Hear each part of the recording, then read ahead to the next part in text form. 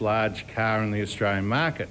If in fact you looked at last year's results of the best large car in the market judged by the automotive clubs, it was second in last year's awards by only a few points to the winner. So clearly the automobile clubs continue to see this as an award-winning car. Did you inherit a basket case when you took over? On the contrary, I would suggest that our performance that you've seen over the last 2 years would clearly indicate that that's not the case. We are one of the fastest growing brands in Australia. We are one of the top 5 brands in Australia. I wouldn't say I've inherited or that it was a basket case. I would say that we have an extremely strong company there that has demonstrated its capability. Just from a personal point of view, just how tough a decision was it for you to go and tell these workers that they no longer had a job? Because you've got hundreds of families tonight not knowing where their next source of income is coming from. It was an absolutely heart-wrenching, heartbreaking announcement that we had to make today. Worst decision you've had to make? Clearly. Mitsubishi boss Robert McIntyre at this afternoon's press conference, and the closure is sure to have a huge flow-on effect. A short time ago, I spoke with the Executive Director of the Motor Trade Association, John Chapman, about where it all went wrong and the impact the shutdown's likely to have on the state's car industry. Well, John, it's such a devastating blow, but are you at all surprised by today's announcement? I think we're always surprised at such an announcement. There'd been numerous rumours over a long period of time about the future of Mitsubishi's manufacturing operations in Australia, and that was quite devastating in terms of the new 380. Every time there was speculation, it damaged sales. It made it very difficult for our dealers, for example.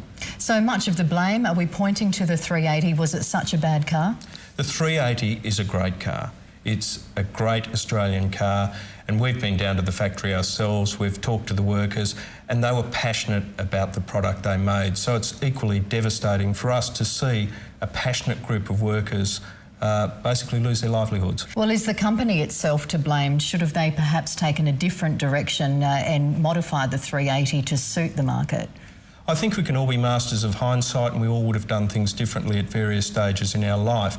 But the problem here is the lead time to produce a motor vehicle in Australia is enormous, and decisions were made. Unfortunately, events overtook the 380 and indeed have made it difficult for other Australian-made cars in terms of fuel. Unfortunately, if the dice was rolled again, perhaps there would have been a different story. John, we can only imagine how difficult this is for the families, for the workers of Mitsubishi and their families. Financially difficult it will be, but the effect will be so much broader, won't it? We're talking suppliers, the component manufacturers, even the dealers. There are likely to be some knock-on effects. Mitsubishi were talking those down this afternoon, but there are all the component suppliers, many of whom are based in South Australia, that supply components to Mitsubishi. They will be impacted. Hopefully they've broadened out their market base to beyond Mitsubishi and using Holden, Ford and indeed Toyota to supply product there so that they can absorb such a loss. But it will be difficult. And the writing was always on the wall, so you'd think they'd have some sort of contingency plan? I would hope so, but nonetheless it's competitive in the components area and there are not a lot in the way of margins, so it will make it difficult for some component manufacturers. And what about the dealers? The dealers, that's who we represent as the Motor Trade Association, will be seeking some assurances from Mitsubishi that they will continue to stand behind the product, and I'm very pleased to hear Rob McIntyre, the CEO, say today that they're actually going to extend the warranty on the 380, and indeed they're looking at bringing 7 new models out to Australia shortly, which will complement the existing imported range. So I think the future looks positive for our dealers, but we'll be in for some difficult times initially. Well, John, as a whole, I know you're not an economist, but what sort of impact will this have on the state's economy? I think there will be some impact initially. You don't lose 1,000 jobs out of a workplace and then some of the knock-on effects without there being some impact. But we're probably at one of the most positive times we've ever seen in South Australia with the mining, exploration and investment coming on, and the defence industry. We see our economy as being quite positive. There will be a difficult transition period, but we believe that South Australia can absorb this. Well, best of luck. Thank you very much for your time, John. Thanks, Rosanna.